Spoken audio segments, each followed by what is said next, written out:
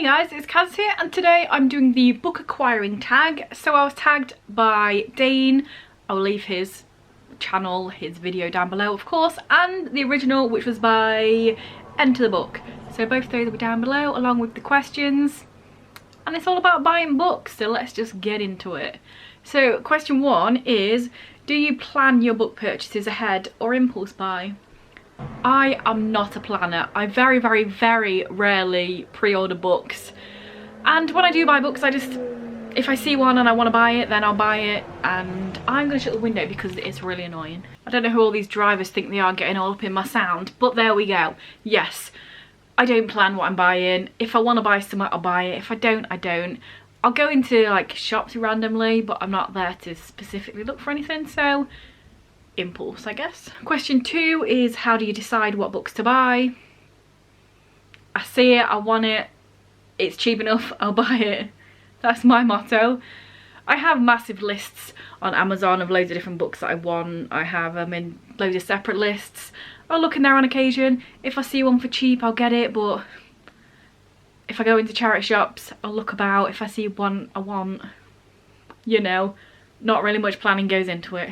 Question 3 is, what is your philosophy on where you shop? Online versus in person, large versus small, physical, digital, audio, new or used, etc. So pretty much all of them except the audio big. Online, most of my shopping I probably do online.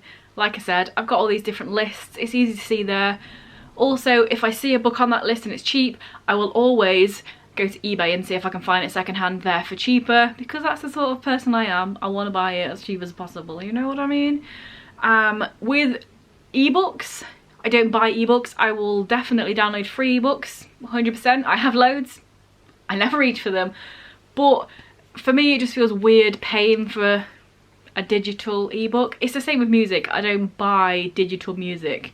I'll buy a CD version of an album, but I won't pay for digital things. It just doesn't seem like a real thing there in your hand. So yeah, I already answered the secondhand or new. I buy a lot of secondhand books. I will also buy new books, especially if they're cheap. That's how I roll. Was there anything else I missed out there? Large versus small. I'm not gonna lie, I know everyone seems to hate it, but I will use Amazon because it's cheaper. I'm not out here with all of the money. I'm not gonna go and spend like twice as much on a book when I can get it for not that much. Just saying. And yeah, let's get on to the next questiono, I think. So question 4 is, what about little free libraries? What do you think about them? Have you used one? Why or why not? I've seen them on the internet. I've never seen one in real life. I think they're really cool. I love the idea of them. I love the aesthetic of them. I've seen pictures of them and they're really cool, like a little box outside or in a tree, or they're really quaint most of the time. They really look really nice, but I've never seen one in real life. But if I ever did, then I'm sure I would definitely give it a look and see what's going on there. I think they're a really great idea.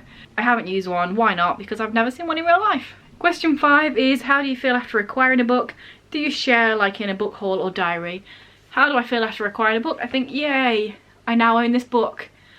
And I track it and share it in various different ways, to be honest. So first of all, obviously I do my book hauls every month on here. I also have a journal and I'll put in the books I hold in there. I also have a spreadsheet, so I'll put the books in there. So yeah, there are several different ways that I track what I get, and I enjoy it. It's fun to make lists, so that's why I do it. We're about halfway through the questions, so let's head on over to one of the spawns and then I shall be back with the rest. Hello. What's this?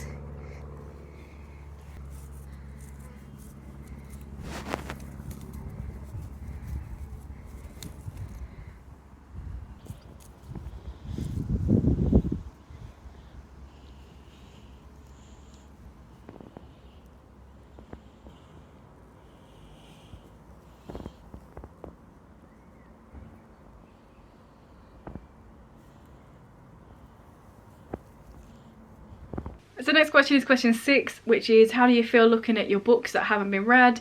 Does it matter if it's currently a lot or a little amount? I don't really mind. I do own quite a lot of books I haven't read yet, not as much as some people, not as least as some people, that makes no sense. But yeah, this year I am kind of sort of not properly putting effort into putting it down, but I have been tracking it each month. Each month in my journal I'll be like, books that I started with, books I ended on, and it's a nice little way of seeing how much I'm reading in the month, how much I'm taking off the TBR, but it's not like I'm actively trying to get it down a certain amount. It's just an interesting stat and I wanted to put cool stats in my journal, so yeah, I don't mind. I quite like having loads of books that I haven't read yet because it means whatever mood I'm in, I'll be like, boom, there's something for that mood, there's something for that mood. So yeah, I don't hate it. It's good. Oh, and how do I feel looking at them? Sometimes I'm quite happy and excited because I'm like, oh, I can't wait to get to that book. It might not be for a while, but I'm very much enjoying looking at it and thinking, oh, I hope that's good. So yeah. Next question is question 7. And that one is, how do you decide what number of unread books is the right amount? I don't. It's not a number that needs to have a specific cap on or a specific aim or goal or whatever. Any amount. Books come out every year. Books exist for many hundreds of years, even though I don't read the old ones.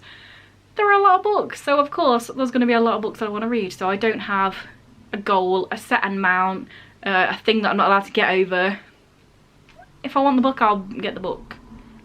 And in my mind, the way I see it is, books are not going to disintegrate. There are books out here that have been out for hundreds and hundreds of years and they still exist, so if it takes me several years to read the books, it's not going to go off, it's not going to disintegrate, it's not going to, you know, rot. So it's fine, it can sit there and wait until I'm ready. That's how I roll. Next question is, do you have a TBR game or process for reading them? So yes, but also not all the time. I do have my Scrabble TBR that I very much enjoy doing. I do that quite often, but it's not one that I do every month. I also have my Pairs TBR games that I've done less times, but I still find it really fun. Scrabble TBR is where I pair the tiles that I pull out with the books, like the title has to have the letter of the tile that I pull out. And then with my Pairs TBR, I have a set of the little tiny cards. I probably got them in a Christmas cracker or something one year. And I put them cards on books that I want to read, but obviously 52 of them. And then I have a big set of cards and I'll pull out that card and then that's the book I'm going to read. So it's like I get to choose the 52 books, but then also I'm not sure which one's going to come out. So yeah, that's 2. And then obviously a lot of readathons exist, so that's another way that my books are decided for me. And my 2022 TBR, or my yearly TBR, every year I have certain books upon a TBR that I want to read in that year. Some of them just because why not, some of them because I want to get them read and it's a little bit of a push to get them read. And yeah, many different ways to read the books is what I'm saying. Question 9 is, do you have a book buying problem? If so, what is the nature of it? And can it be adjusted? Stop trying to call me out. No, I don't. I feel like I've been pretty chill this year with buying books. First, let me preface this by saying if I wanted to buy 30 books in a month, every month, I would, and I don't care. It's not a problem or whatever. But in the first 4 months this year, I picked up 12 books. And then in May, I've already got 7. So, you know, it fluctuates. It's whatever. I don't mind. One month I've got 1 book. This month I've got 7 books. It's no problem. It's just what I've picked up in the month. So, no, I don't. And I don't have to adjust anything. And then the final question, of course, is tag 2 or 3 others to ponder their book buying process. Probably should have thought about this before I started the video because I have not. I feel like I've only seen this video from Dane. So I've got like a plethora of people I can tag. I will tag Katie over at The Introverted Reader, so they should definitely do this. I will tag Kat over at Bruising Reviews. Do it. Obviously if you want, guys, I'm not forcing you. And I said 2 or 3 people. I will also tag, I will also tag Victoria over at What Victoria Read, because I know that her answer is going to be vastly different to mine, because I know she buys books and gets rid of books in a definitely in a different way. So yeah, there's 3 people. do it if you want. If I haven't tagged you and you want to do it and you can say I tagged you, it's all good. Nobody actually needs tagging to do a tag nowadays, do they? If you want to do it, give it a go.